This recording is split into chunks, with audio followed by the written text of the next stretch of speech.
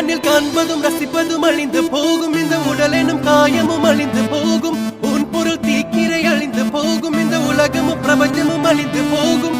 உடலினை நிஜமென எண்ணி எண்ணி தினம் உயிரை மாய்த்தவர் கோடி கோடி கோடி, பணமும் அழிந்து போகும், இந்த உலகமும் பிரபஞ்சமும் அழிந்து போனாலும் அழியாதது உன் பாதம், பணித்த சடையும் பவளம் போல் மேனியும் அழியாதது உன் நாமம், நமச்சிவாயம் நமச்சிவாயம்.